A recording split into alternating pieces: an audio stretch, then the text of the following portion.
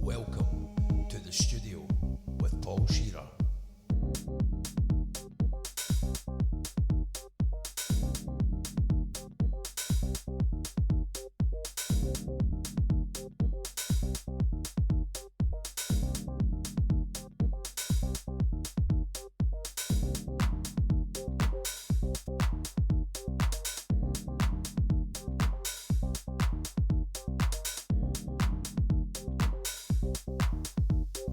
Welcome to the studio with Paul Shearer.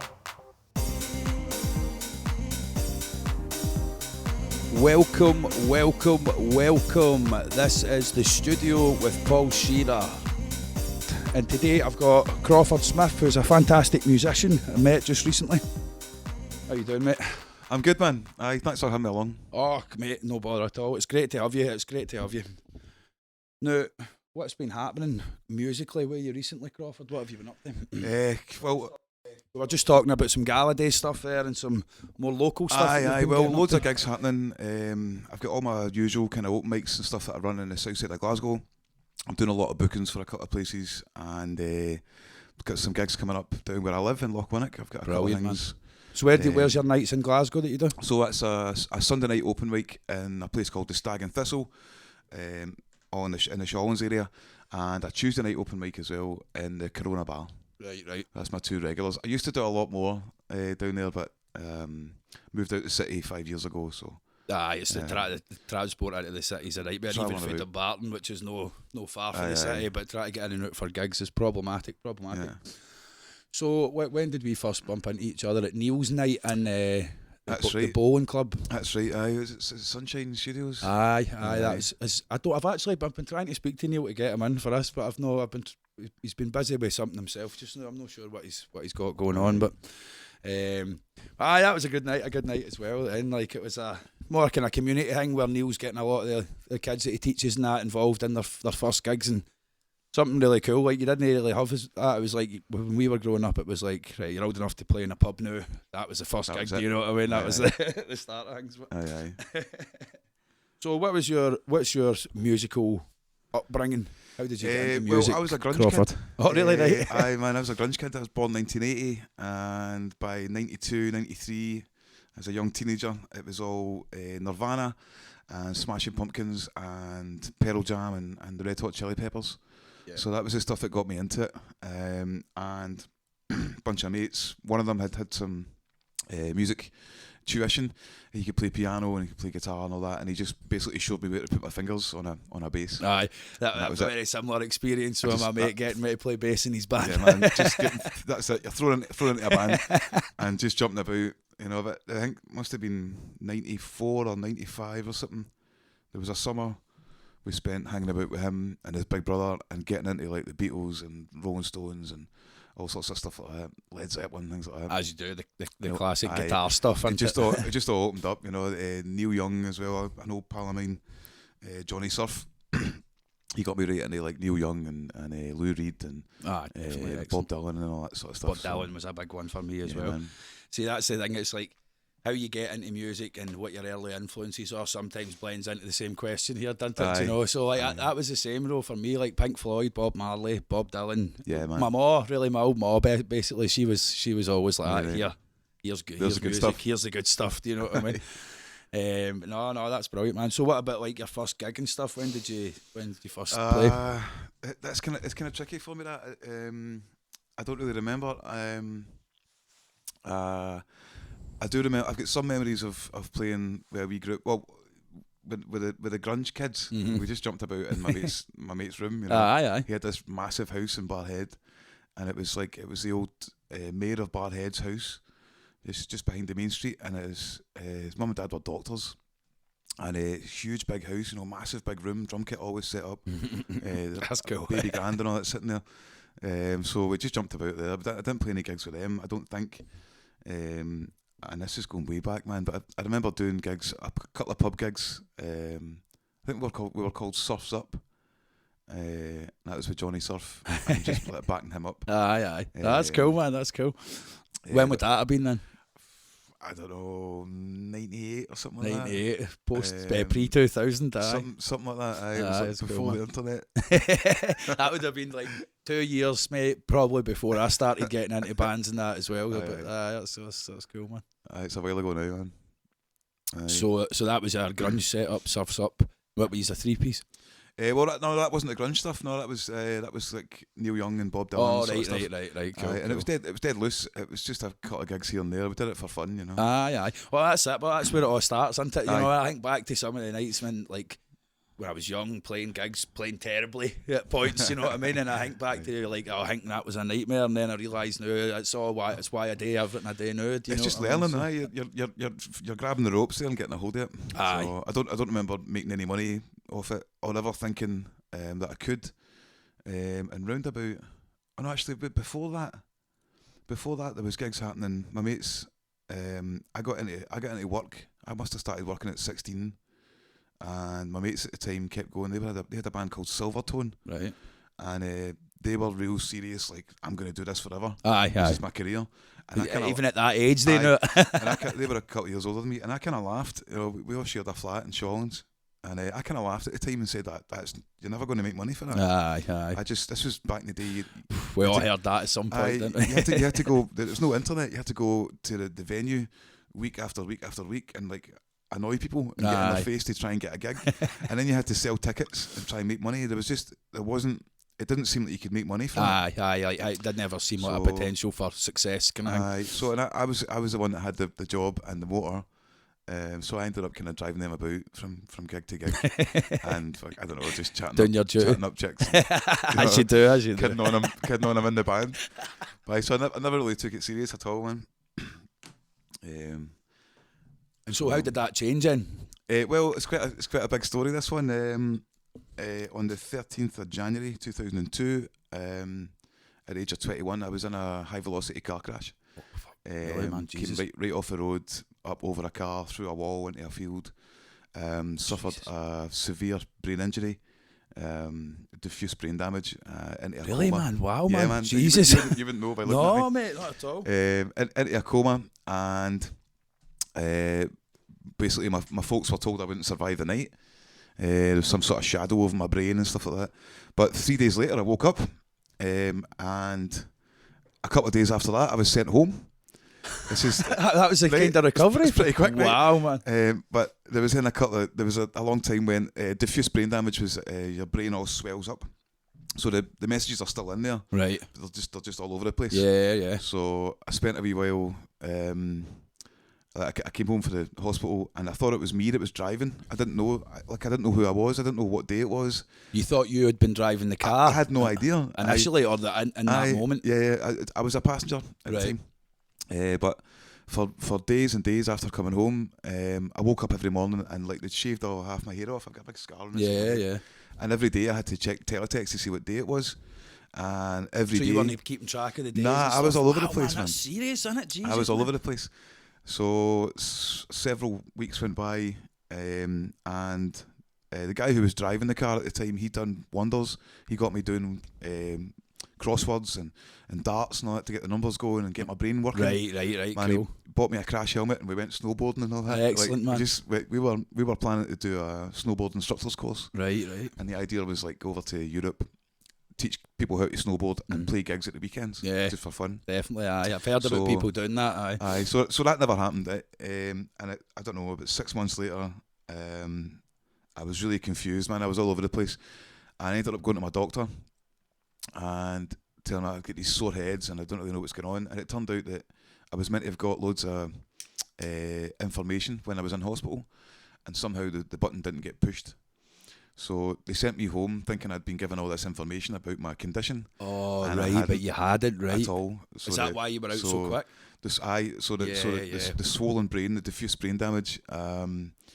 So this was about 6 months later, and I was dual alley, man. I was all over the place, you know. I bet, man. That's certainly like it. Music I'd listened to for years. I was like, is that new? Is that a live version? Really got your memory like Bus, that? That's bus crazy, journeys that had gone on every day for years and years.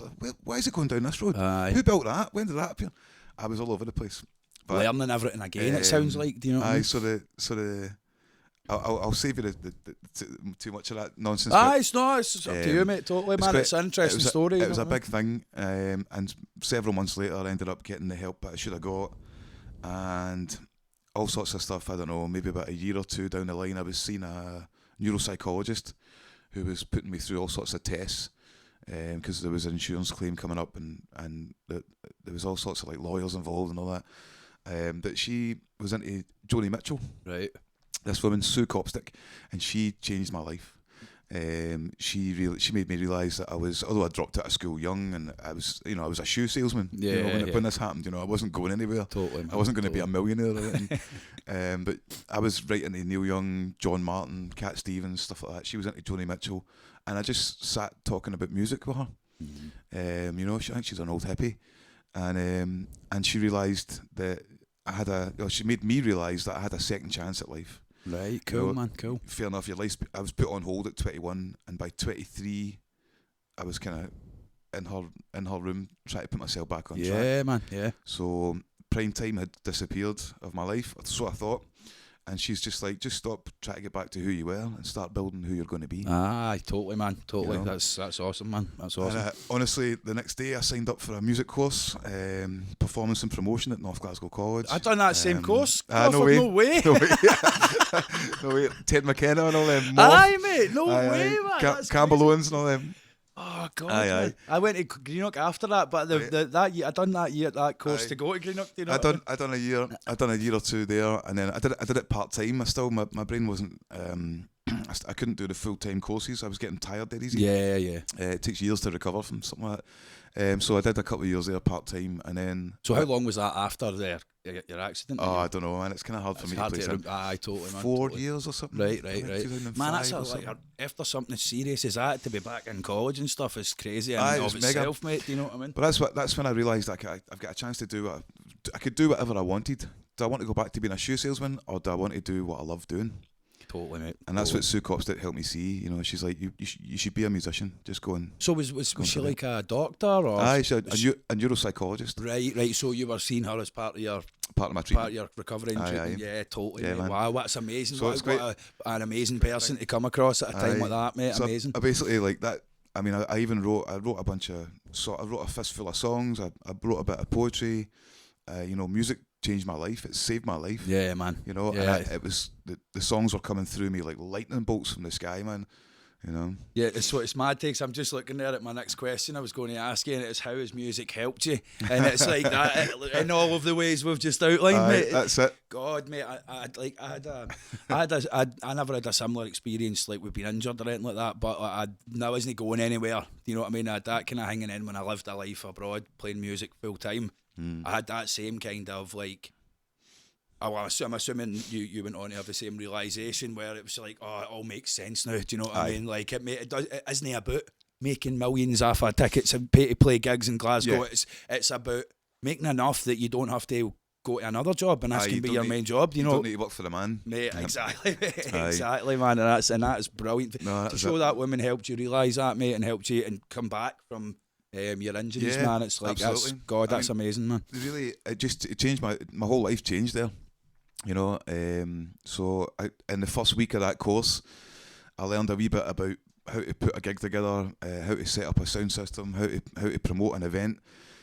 And in the first week of that course, I started the Southside Sessions. Right. Oh, really? Aye, that soon, so man. Wow. That was in 2005. And the Southside Sessions you're still doing?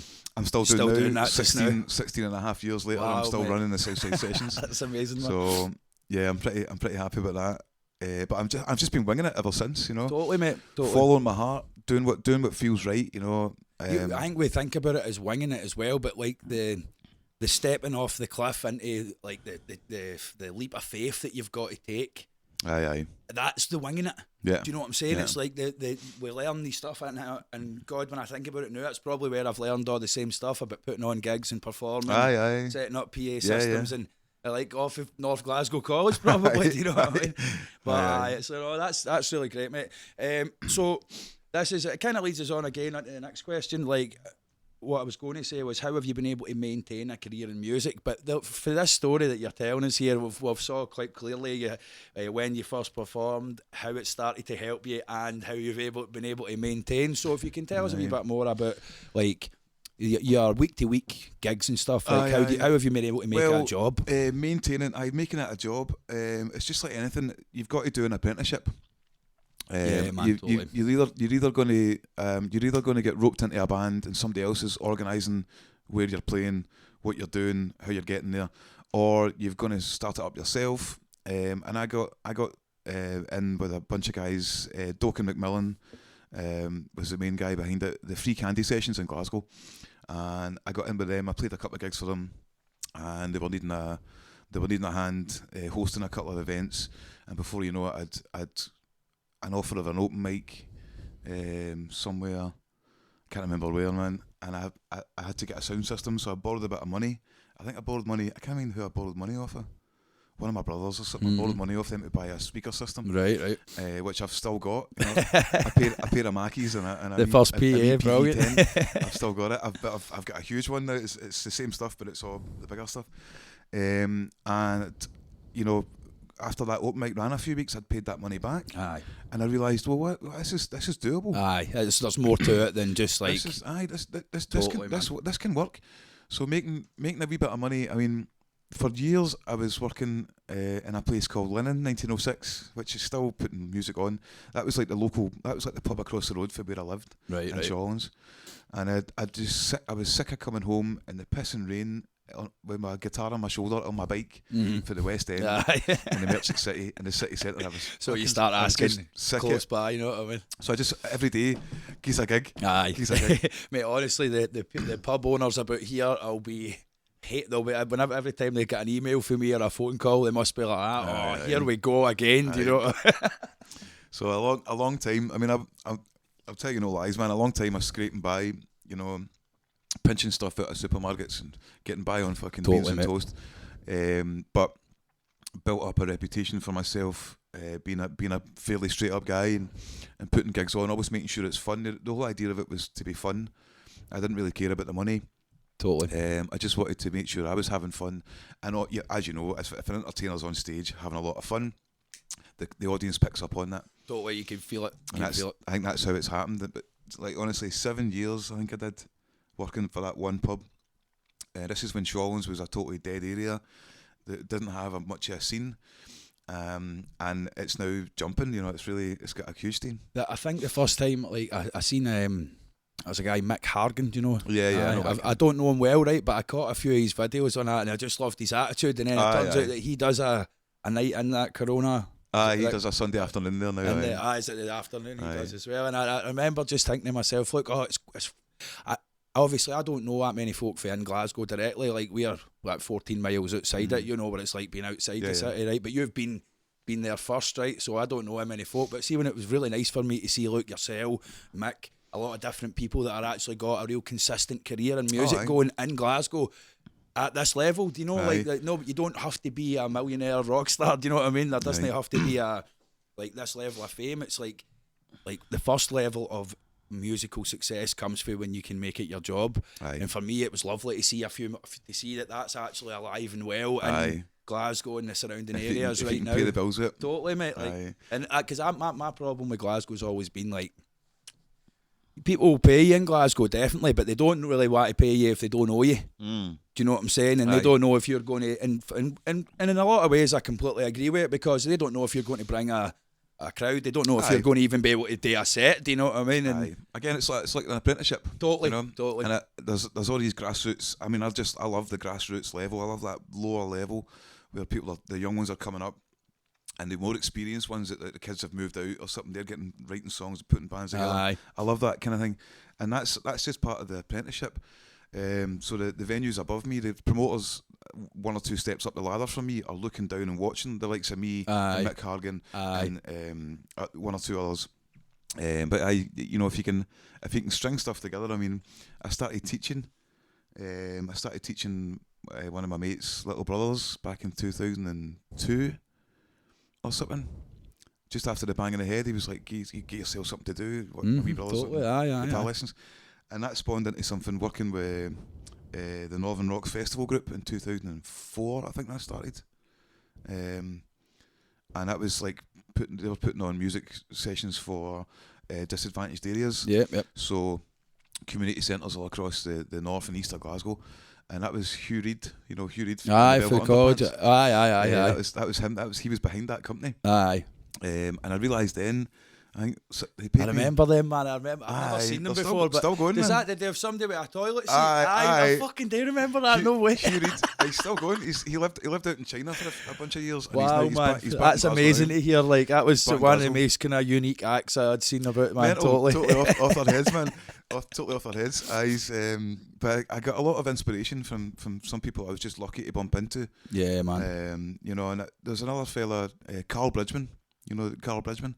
He lives down Ayrshire right now, and me and him bumped into each other. I actually do have him on social media, Aye, mate. man. But I don't know him personally. I'm not sure mate. where I've ended up with him. But I do. What a skill this guy is. He's like a one man band. Aye. He's got all these pedals at his feet for the drum kit, and his guitar and bass, man, and harmonica, and then he sings on top as if he's just clicking his fingers. Yes, love it, man. But Brilliant. I remember having recognise his name totally. I think I've heard any of his stuff, but I'll give that a listen, man. He said to me years ago, what is professional? What is a professional musician? You don't need to be a superstar. You don't need to be drove about in a limo. You don't need to be playing massive concerts.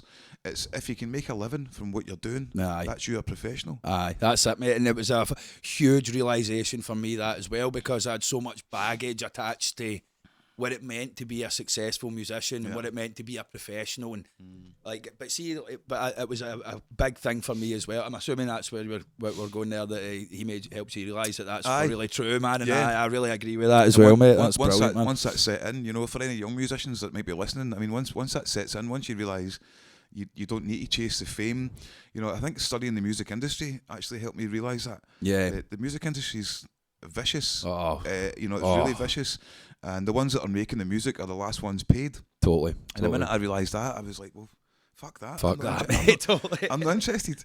And in fact, it was one of my lecturers at college. I think it was it might have been Pete Dambra or Morph or one of these guys, Ted McKenna or somebody, and they said, look, instead of chasing Morph with the curly hair. Aye. Wow, man. I've not thought about that guy for years, man. Instead of trying to chase a record deal with somebody and trying to become a pop star, why don't you just stick with the grassroots level? Why don't you start something in your own local area and build something organic?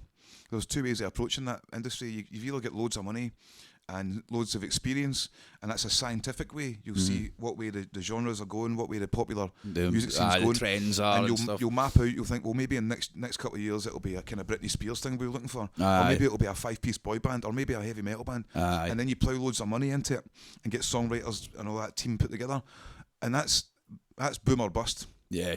Or you can go the other route and start something local, organic, and let it slow grow. Something that you're getting paid to start doing, or you're certainly, it's not costing you anything at the start. Do you know what I'm saying? Like, you don't need big money or experience behind you. You just need a passion for it, and that's what the route I went. I've done organic growth. Totally, man. And I must say, mate, I've done the same thing. Like, it's nice hearing it verbalised this way as well, because it's nice to hear that somebody else is thinking about it in that way, mate. Do you know what I mean? Because that's what I've done too. Like, I definitely was concerned that if you're no super successful, then you've failed in that, and that was the kind of mentality I had for years. Well, it's stamped into us for years. I suppose, mate. It's not like I've just taken that off the wind, mate. I suppose stamped into us for years. You're meant to have a proper job. You're meant to pay proper bills, and you're meant to pay the tax man and all the rest of it. It's stamped into us for years. I blame Thatcher for that, man. We'll not go into that.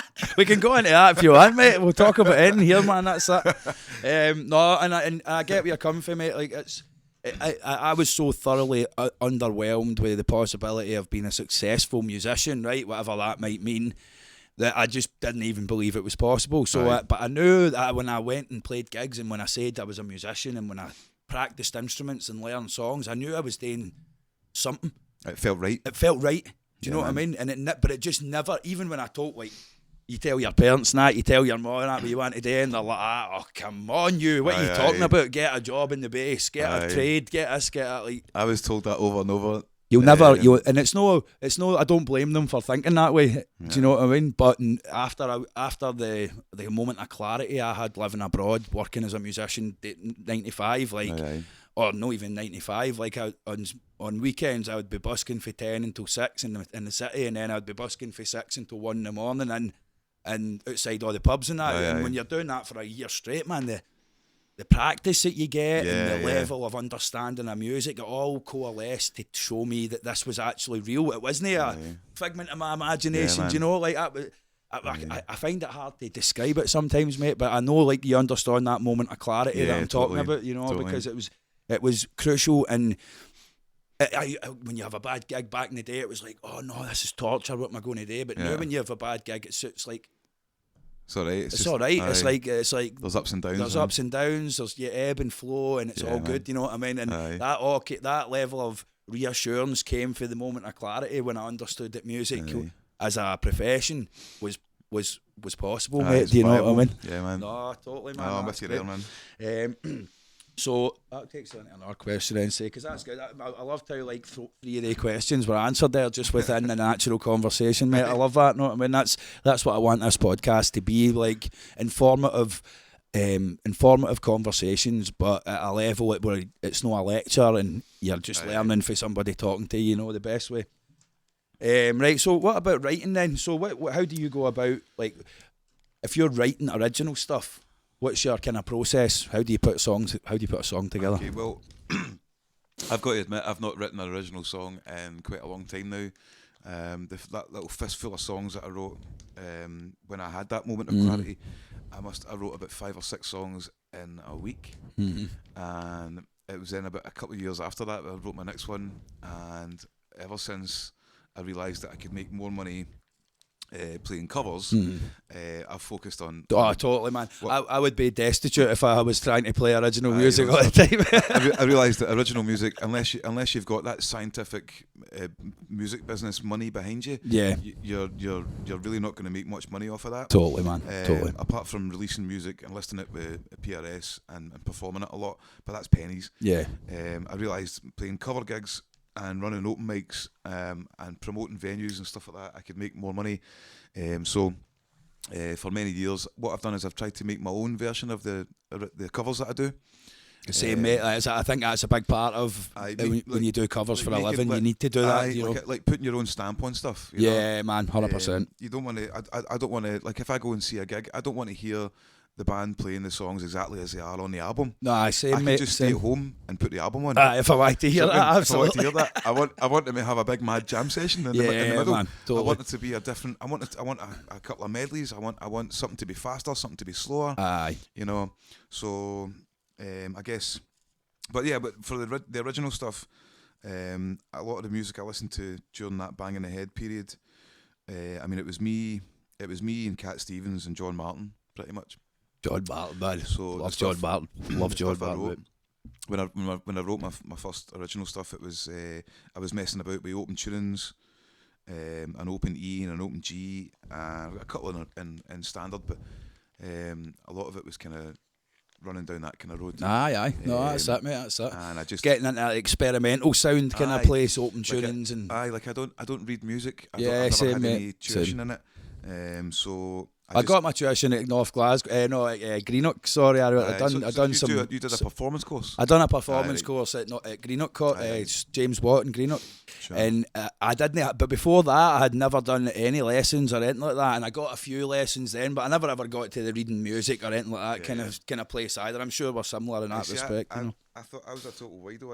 I thought I was when I get asked what kind of course do I want to do. Oh no, the course was called Performance and Promotion. So it covered a wee bit of everything. Aye, that was the exact same course I'd done, by the way. The course, I think I was in the last year. I did it for a wee while, and the performance side of it, I was wide. I was just like, I know how to play. Aye, do you know what I mean? I thought I knew everything. Aye, I was like that course. I felt that exact same thing. Not in that pure like. You're not being overly arrogant or it, but you get to a point you can do it. You realise, I've got it sussed now. This is fine, but there's still so much. There's so much more to learn. You're about 2 inches into a mile long story. Totally. No, I totally. So I did the performance and promotion side of things more than the writing. But yeah, the songwriting, honestly, I just felt lucky. You know, like I said earlier, my music had saved my life, man. And I woke up every day, just that first breath, I'm like, I've got another day to live. Totally, alive. man. That's beautiful. And man. I just want to go and do something. And if an idea came to my head, and I managed to get a pen and catch it quick enough to write it down, that was it. I was lucky. Aye, songs came through. I was lucky. So just to catch them. right, that's interesting. So like when you got a bit through, you were like, go with that, jump on that, and that became a song. Yeah, man. And because of the fear of like, or the appreciation of getting something through, you jumped on it. Wow, and that's amazing, man. Yeah, it was just you were lucky if inspiration came through. It was like a bolt of lightning. Aye, if man. It's going to come through you. And if you're not working for the man, if you're not stressed out your box, if you're not panicking about money and paying bills, then you'll be more open to that bolt of lightning that comes through. Yeah. You know, and if you've got the space and the time to catch it while it's there, brilliant. Yeah, man. No, that's amazing, man. Well, that's an interesting point as well, right? So see, like, covers is this thing, like, for a long time then, I was like, right, I'm making money playing music, and it was covers that I was playing. So I wasn't even thinking about, am I playing covers or originals? I was just like, wow, this is fantastic. Do you know what I mean? I'm playing, right? But see, like, over time, man, like, I've like really, really sunk my teeth into covers now. Like I get the same. Maybe I can't say I get the same, right? But I get an emotional reaction from singing the cover as if it's my song now. Aye. And I think that's what taking the song and making it a bit your own is really all Absolutely. about. Do you know what I mean? Absolutely, man. That's why I don't play in wedding gigs. Yeah, that's why I don't man. do wedding gigs. Because they want the wedding gigs. It has to be like that. They want it exactly as it is on the album. Man. And there's no space for improvisation. There's no space for making it your own. You know, there's no. I've actually got a few wedding gigs, and it's because I just go out my way to do that now, right? And if somebody inquires about a wedding gig, then I just say that up front. Aye, this is what I do. This is what I do. Yeah. I'm not going to play it like you've like this. If you want me to do this, what I do here, then I'll happily do it for you. But and then in that way, it takes a lot of the pressure off as well, so you can enjoy it. Enjoy it a bit. Like I done one in Loch Lomond last. It was just before the pandemic actually, and my mate loves the kind of soulful singing and that I do, so he wanted me to do an acoustic version of Daft Punk while they were walking down the aisle, you know what I mean? And it was awesome. It was really like, he appreciated my style of music and he wanted me to play at his wedding. There was no other expectation, no you know, and that pressures. made it really enjoyable, That's you know. a different thing, man. Yeah, that's what I'm saying though. Like, be open to the possibility that the gigs come by now and again, because they do. Do you know what I mean? Yeah, sure. Because I remember thinking, like, the first time I get booked to do a wedding, man, like, oh no, and everything I'd learned word for word, note for note, and it was so stressful. The next time somebody asked me, I asked for 3 times the amount of money, just on general principle. That's too stressful. That's why I've got loads of mates that are in wedding bands. You know, that's why they charge so much. Yeah, man, because it's high stakes. It's high stakes. You know, it's that perfect day. You know that, and that, for me, that's just not. I'm not into that. It's not. It's if not that fun person can get my style and they want that as part of their perfect day, dynamite. But see if they want me to do, like, see as well, like, I do such a varied set, man. Like, I'm doing like the Arctic Monkeys, and then I'm doing Bob Marley, and then I'm doing Johnny Cash, and then I'm doing Oasis, and it's like, how could you possibly have the one person sing all that accent perfect every time? Like, there's crazy, no way that's going to happen. Do you know, I've got a funny story actually. There was a band. Somebody asked me.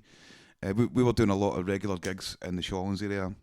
I had a regular gig every Friday night at the Corona, and I had done loads of kind of residencies in loads of different places, and quite well known in that area. And somebody in that area said, look, my sister's getting married, or somebody, their nephew or something was getting married, and the band's pulled out. It's like next week. Would you be able to do it? And I said, well, okay, let's do it. I'll help you out. And it's a guy who's been coming to my gigs over the years, and I was just like, you know what we do, and there's a set list, and we'll do like 1 or 2 songs at the start for you, and that's it. So they asked for It Must Be Love, you know, the Madness, or it's Love. but it's Labby Sifri that wrote it in the 70s, but it's is it the Madness version. You ought to check. I did not know that was a Labby Sifri song. Mate, No way, man. Check his version of it. I will do, man. I'll do that when you leave. It's mate. pure That's soulful. great, and you know, in the Madness video, in their promotional video for that, when the saxophone solo happens, there's a guy sitting at a piano with a white suit, Labby Sifri. In the Madness video? In the Madness video. No way, man. The biggest smile you've ever seen on his face, man. Because he's raking in the royalties for totally, that. Man, totally.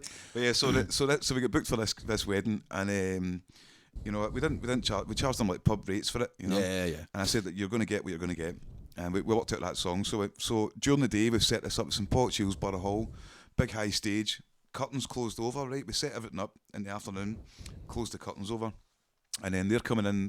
The reception are all coming in. And we're kind of hanging behind the curtain, like fucking sniggering, my little boys. And we'd all got a pint. There was 4 of us in the band at the time, and we all had a pint, just sat at the front of the stage as you do. Aye. And I said to my mate, right, go for it. And he starts turning this big wheel to open the curtains while we're playing the intro to Must Be Love. Right. And I'm thinking, this is brilliant. Maybe we could do this. Aye. This is great. And as that curtain moves along, oh no, it knocks over. I knew it. It knocks over all 4 pints of beer. Right, so the stage is angled, right? It's dipped. It's angled towards the audience. Oh no! So 4 pints of beer are now pouring slowly off the stage, slowly towards the edge of the stage, right? And down. The stage is like 5 foot tall, right? And the stage in front of the stage is a huge big set of lights that says the word love, right? One of these. Big sign lights. Yeah. So we're already playing. We're already in. You know. You have started this. Right, and fucking horror, and pure horror. We're watching these things pulling in slow motion a bit. Just as well, there was 2 guitarists in the band, right? During the first, during the intro or the first verse, I snapped the G string on my guitar. Right. My God.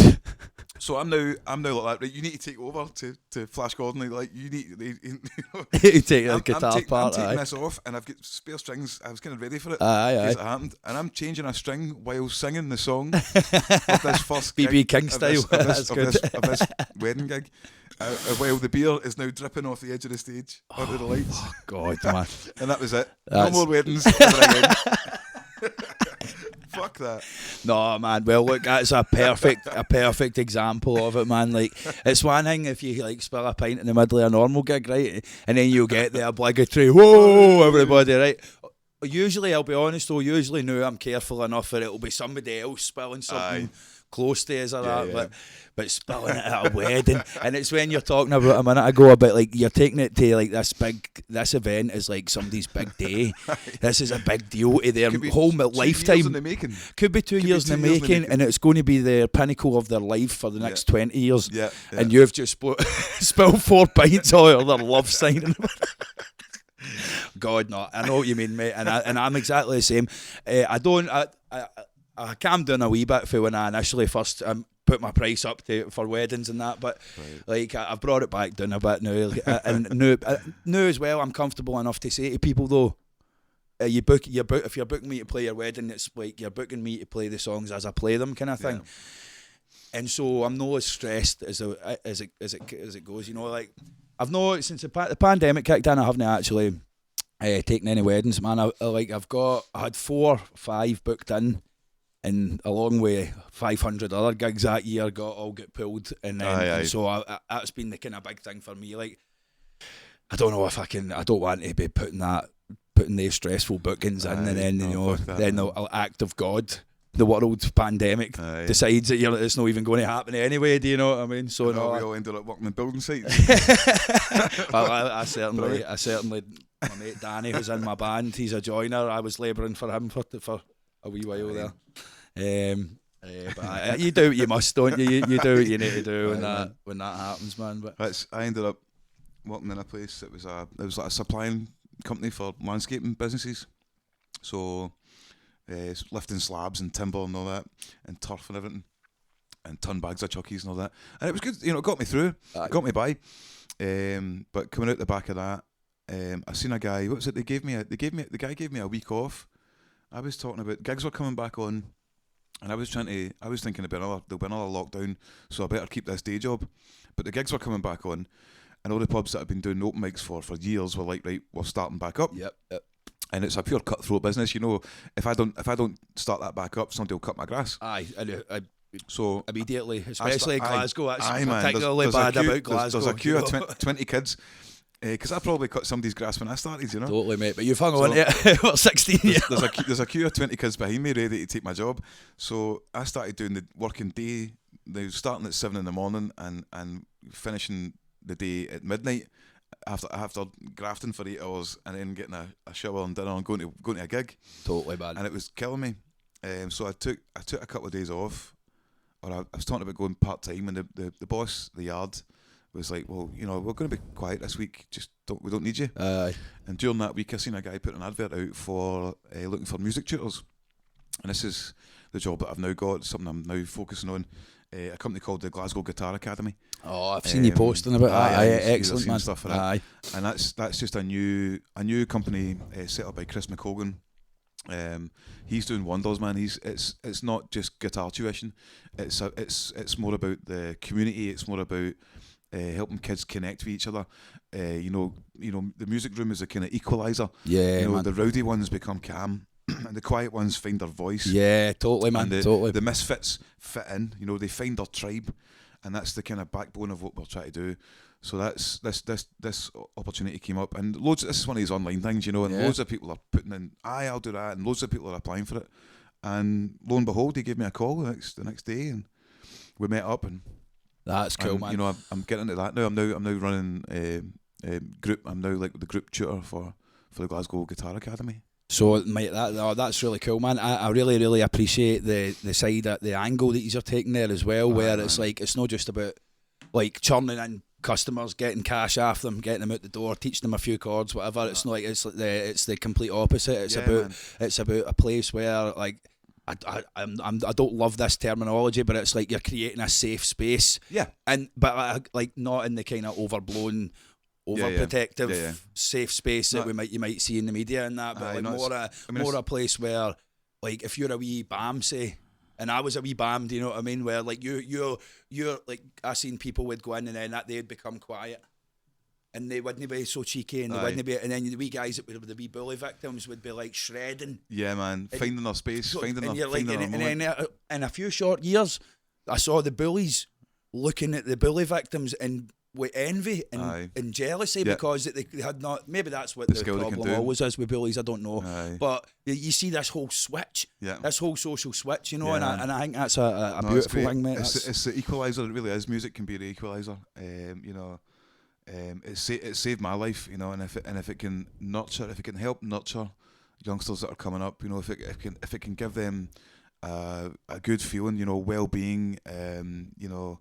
If we can work together as a team, especially the group thing, one-to-one, I'm good at teaching anything, but see a group and getting them all to help each other. Yeah, man. I love that, man. You see, know, that's really a nice aspect of teaching to excel in, man, because it's like, I always enjoyed teaching. Like, I totally did get the same kind of satisfaction, and like, this is really a noble goal. Like, if you're teaching kids music, that's super important, because I didn't do lessons and stuff when I was young, and I always remember thinking, if I'd done lessons for the age of 5, I would be fantastic by when I was like 14 and I was struggling. I was like, oh, I'd be so good if I'd done lessons, you know.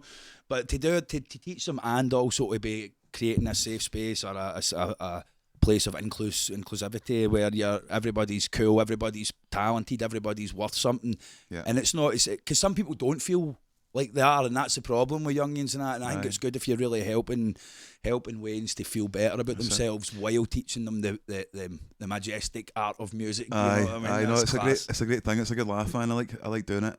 It's good fun. Like I don't, like I said earlier, I don't read music. I don't have my grades. I play by ear. I try my best to teach people how to play by ear, how to listen to music. If you know a couple of scales, you can find the root note, you're in. You know, you can work it out. Mate, totally, circle of fifths. Before you know it, you're in a wee handful of musical theory tricks. A wee handful of theory, and you know, there's 12 notes. It's not that difficult. It's a wee bit of maths, a wee bit of theory, and you're in. You can have so much fun with it. Aye. You know, I'm aiming towards putting small concerts together during the summer. In the kind of similar vein to what Neil was doing when we first met. Aye, Excellent, exactly man. That's brilliant. Exactly and then the same. things go full circle, don't they? Yeah. You know, that's Yeah, class. thing, You would have been doing stuff like that, no doubt, or seen that when you were young, and then now you're putting that on for people. And again, Wayne's their first gigs and stuff is great, man, because that was another thing. It's like you don't come by much gig experience, even if you're like into music. Until you're doing it seriously, you don't come by the actual opportunities, you know, especially when you're 14, 15. There wasn't when we were kids, you know. Yeah, I remember standing outside McSorley's on Jamaica Street in the city centre, going in on a Saturday afternoon at, I don't know, at 14-year-old or whatever, and just standing outside the pub just to hear the music. Aye, mate, everybody done that with McSorley's. I remember that, man. The doors opened and it was a pure rocking AC/DC cover band or something. You know, and you got a wee peek inside and you're like, oh, I can't wait to get in there. Aye. You know, that was as close as you got to gigs. Totally. McSorley's, I remember my mum that been that to me as well. Oh, McSorley's and that in Glasgow, this is the place and that. So when we were up shopping and that, you would be like, oh, what's going on? That? And then eventually getting in for a pint and that when you were older. That was great, man. Great, but no, that's brilliant, man. Right, so here's a wee question then, right? What would you say is your biggest failure, and what did you learn from it? Good question. My biggest failure. There's a few different angles to this. My biggest failure comes hand in hand with my biggest success. I started. Nice answer. I started once the Southside Sessions had been going for about 8 years. There was a Southside Festival that happened in Queen's Park, right? And it was council funded, and local kind of well-off people, you know, well-to-do, meaning well, wanting to put events on, and they did a fair big budget, and there was a big tent set up, and I played that a couple of years in a row. But at 9 o'clock, it happened on a Saturday and Sunday in May, and at 9 o'clock at night, we were all kicked out the park, and that was it. There was nothing on, and I got me thinking, like, we should have something round about this. That goes on afterwards. Why do we have a whole week of like events and pubs and clubs that then has the festival, and then we all have a nightclub to go to afterwards? And this was when the Shawlands area was just starting to come up a wee bit, but you needed like a miner's lamp and a canary to find the fucking scene. Do you know what I mean? It was really underground, you know. And there was a bunch of other people thinking the same thing. And there was a guy Vince that used to run this club, La Roche Rumba, and it was so underground, you know. It was a wee social club. It was really cool, man. You know, it was a cool wee thing. So I ended up teaming up with a bunch of folk, and we ended up in a room about 20 people, thinking, right, how do we do this? What do we call it? And I said straight away, look, there's going to be no money in this. You know, having done my 7 years of scraping by, stealing things at supermarkets, there's going to be no money in this. We're going to need to put a lot of effort. We're going to need to twist arms. We're going to need to get favours. We're going to need to rope all the venues in, all the shops in. We need to put a brochure together, you know, basically copying the Edinburgh Fringe. Aye. And we have the Ballock Folk Festival, used to be very similar as well. It was there used to be a tent in the park, but all the pubs run by it would join in. I don't know what's going on with that now, but I played it a few times. Oh, did you? Aye. So my that soon. Most of the people in that room walked away at that point, apart from this one woman, and I teamed up with her. Well, once you were quite frank about the situation, as tends to happen. And for some reason, I don't know, I had been very sort of, I'm a sole trader, it's me that started the Southside Sessions, it's me that's doing this, I'm the T-boy, I'm the CEO, I'm the sound guy, I'm the stand-in band, I'm the host, I'm the promoter, I'm the sales guy, I'm everything. I did it all myself, and for some reason, I don't know, I felt like I should team up with somebody else. A moment of weakness. So we did some great things, and it became huge. You know, I did all the bookings, I designed all the programs, the posters, I roped in all the venues. We did it on nothing. We did it on favours and freebies, and it wasn't just me doing it, but I was the one driving it. And eventually that relationship turned sour. So that's unfortunate, mate. And it sounds like it was going really, really well too. And you know, looking back now, I mean, I've recently come through the 12-step program, and I've analysed my own wrongdoings in the things that I've got resentments for. I still owe a few people some amends on that story. You know, maybe my attitude, maybe my fuck yous all, I'll do it myself attitude was the thing that caused the problems in the first place.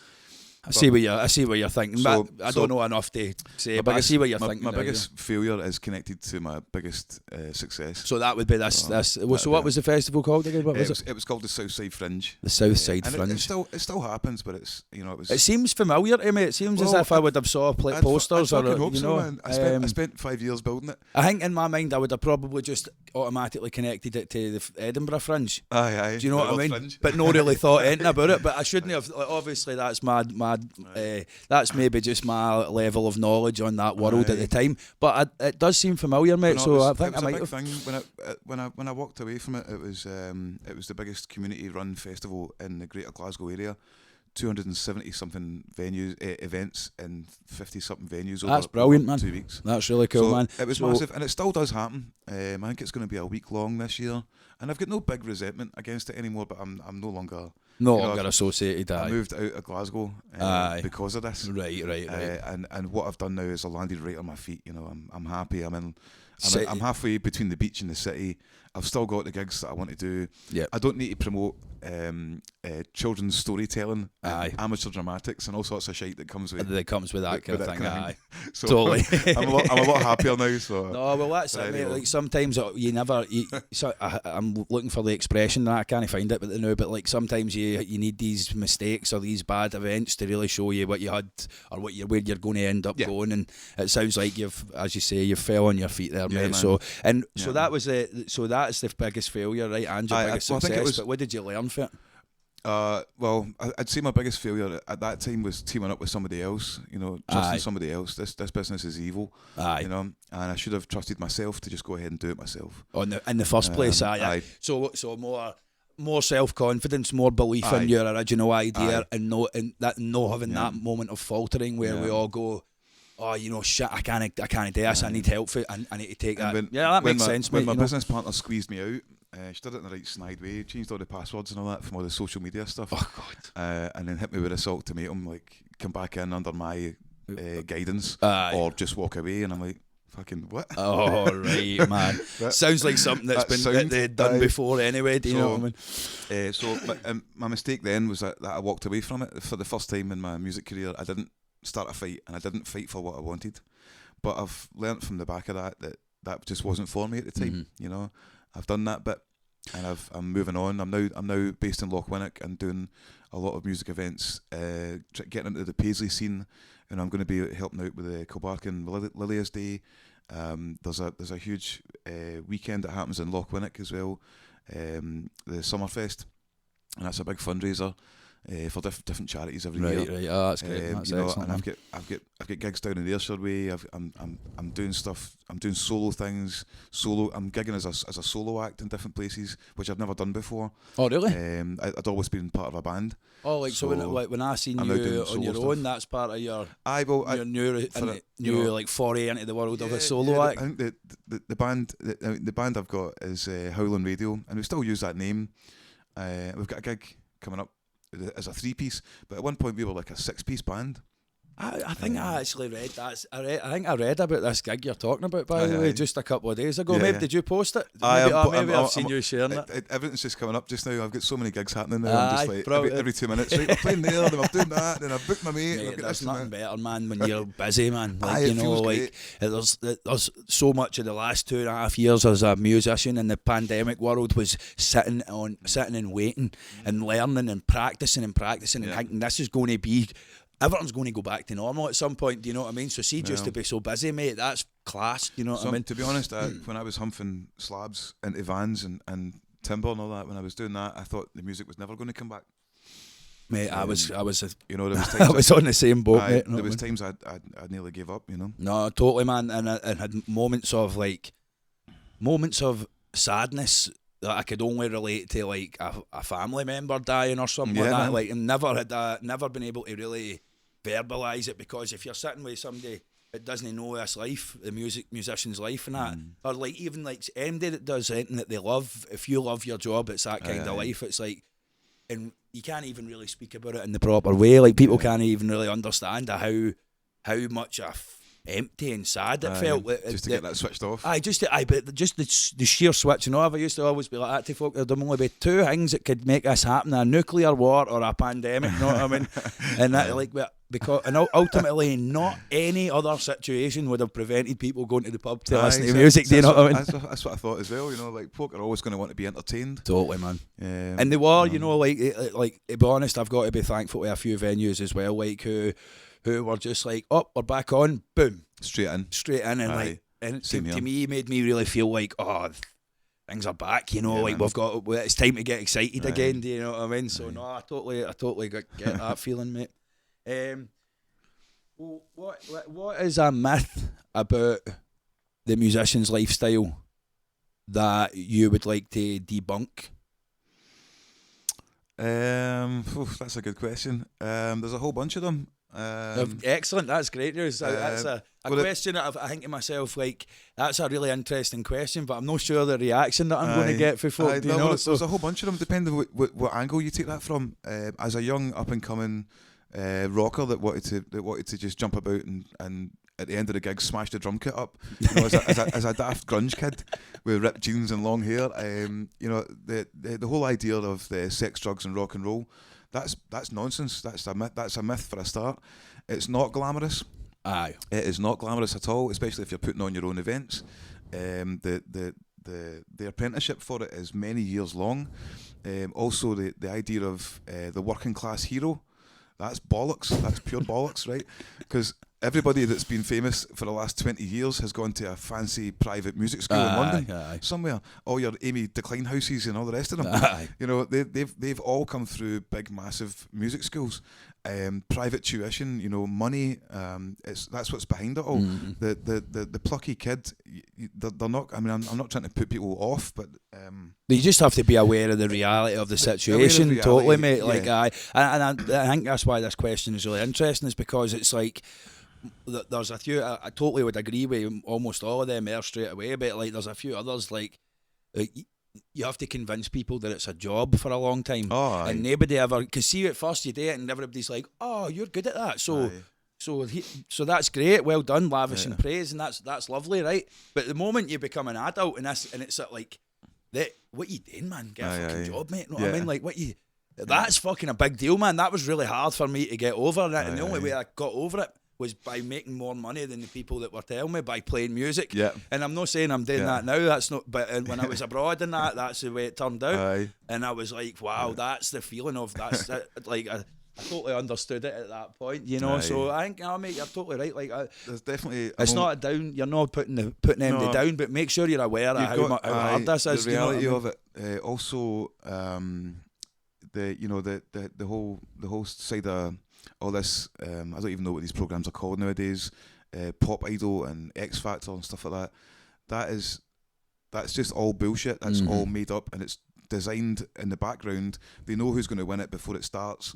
It's show business. Yeah, you know. I totally like it. It's like a magician or something. It's a show, and they're going through all this, and you think you're a party in that. Yeah. But the negative side, the real negative side, is that it really breaks some people's ability to push into a career in music because they feel like they're not that. Do you know what I mean? And also, young kids see that and think that all it takes is singing a couple of songs and getting up and doing a couple of songs in front of the right people. So they think it's dead easy. So a lot of musicians, a lot of youngsters will be going into these college courses like we did, thinking I'm going to become a star. All I need to do is learn a few songs and sing right and be pretty. You know, and that really, if you're gunning down that road, I mean, say there's a million kids doing that every year. A million kids setting out every year. Maybe 1,000 of them will end up in the industry. Maybe 100 of them will end up doing something productive. Maybe 1 or 2 of them might get picked up out of a million. And that's not even saying 1 or 2 of them are going to get picked up and become super famous. They could get squashed about. They could get toured for 2 years until they're broken. Until they hate music now, and then give it up. You know what I mean? Yeah, I know loads of people like that. You know. Totally, man. So I'm trying not to make that sound too negative. But no, I totally get where you're coming from, mate. But I feel like you can only take so much negativity away from it, because then if you keep going, you're lying at that point. You everybody knows if you want to be a doctor, you've got a hard road ahead of you. Yeah. Why is it? Why would it be any different trying to explain to people if you are to be a musician or to be in the industry, even at this kind of grassroots level? And I love when you're talking about that as well, mate, because that appreciation for the grassroots level is something that I feel as well, and I totally didn't for a long time, and now I'm so much more settled and comfortable. And actually, like, I feel like I now have a much better understanding of all the levels of music. Like, I read books about Pink Floyd and that for years, you know what I mean? I read about all the rock bands and that touring and fucking, Nicky Six and fucking all that. Like, we've seen that side. That's what another point I was going to get to there as well. See, even that sex, sex, drugs, rock and roll. That even is sad and disgusting at the end up as well. Because everybody has a good time in that. But see, look at people like Elton John and Freddie Mercury and that. It gets out of hand, and before you know it. We saw there, I'm mentioning they two specifically because we've just seen class movies came out that outlined their downfall through drugs and through that whole party inside of it. So no, I think that's great, that like letting people know that that's if you're going to aiming at that, or you're aiming at superstardom from learning a few songs, or you're going to get squished. Totally, mate. Like, and I think the industry's evil. You know, there's one way I describe it to folk. If anyone asks me, youngsters especially, the music industry, when you first look at it, you can think about it as a pyramid. So at the top, you would picture that the person that makes the music, the artist, is at the top of that stack, and this industry underneath. So there's management, and there's record label, and there's promoters, and there's video guys, and there's sound techs, and there's studios, and there's all these other things, and there's PR companies at the bottom. You would think it's like that, with the musicians at the top. In reality, it's on its head. The pyramid is actually sitting on its tip. So the artist is at the bottom. Right, and although it's them that's creating the art, everybody else in this big industry is paid first. Crawford's miming that upside down pyramid here for the people who are just listening. Of course, if you can picture a pyramid that's upside down, the artist is in that wee point that's in the sand. They're getting squashed by the weight. The weight of everything. That's totally, man. Of the machine around them, man. When I was at college, the whole Napster thing was happening. Free online music was happening, and so. The music industry, the big major labels were getting just eaten from the inside by music becoming free, and so they all split up. So they all started their own little, like, within that music industry, within that major label, they would have their video guys, their PR guys, their management guys, their music guys, and they all separated, left, and started their own businesses. And now they're all out individually trying to find an artist to squash and to squeeze and to get them to do as they're told. See the grassroots area. See if you can stay in that and make money from that. You're on to a winner. Totally, man. You know, you can't beat that. I think there's no pressure. There's no big guns. You're totally right, man. And every now and again, I see the odd big guns getting picked up. What's his name? Fake Afghan. Hope Over Fear fella. Jerry Cinnamon, right, fine example. Regular dude doing the same gigs as me. I played down at Clyde Barroom, man. I heard him doing that Hope Over Fear before the referendum, mate. Do you know what I mean? Like, every now and again, there's one or two acts. Pill it's a good example. There's another one. And Lewis Capaldi. So there's three that I can mention in the last 16 years that have came through and not been squashed by the business, and have actually made something. 3. And they get to be themselves. Yeah. Like, I think that's interesting that the acts that you've mentioned there, there's I don't know if that's a thing about Scottish bands, but see all the Scottish bands that do well worldwide, they are kind of very strongly themselves as well. Do you know what I mean? And like, that is great. So there is success to be had, but those guys spent years and years and years going around that grassroots level, sticking to their guns, doing what they wanted to do. You know, don't expect it to happen to everybody, but totally. There is a few examples. No, that's it, mate. And I look to the examples as well, man. And although I knew it's like we were talking about earlier, it's trying to find that if you're doing original stuff or if you're a cover act. Now what I'm trying to always do is just blend and move as I need to, and enjoy music for what it is. Do you know what I mean? I know we're fast approaching the end here, mate. I've got one last quick question for you. Favourite song of all time? Favourite song of all time? Bastard, you can't ask me that. Oh, I knew I wanted to surprise you with that one. There's millions. There's too many, I can't pin them all down, man. I can't even pin down favourite band or favourite album. To pin it down to a favourite song. Right, well, let's stay this in, right? That's hard going, man. We'll give you some time to think about it, and the next time we have one of these chats, you can answer that one then. Right, How about I'll that? tell you, before we go in, I could probably throw in a handful. I mean, In no particular order. Gallows Pole by Led Zeppelin. So, Solid Air by John Martin. Breaking the Girl by Red Hot Chili Peppers. I don't know. That's off their Blood Sugar Sex Magic album. That's one of the ones. That's some of the ones that made me want to be a musician. Right, excellent, man. No, that's good. That's great, man. That's a Well, start. I couldn't get one out. I got 3, which is good, mate. That's brilliant. All right. Mate, it's been great having you, man. I would love to have you again sometime. Aye, let's man. do it. Cool, man. So that has been my conversation with Glasgow musician Crawford Smith. Hope you guys enjoyed the show. I hopefully see you again next time. Thank you.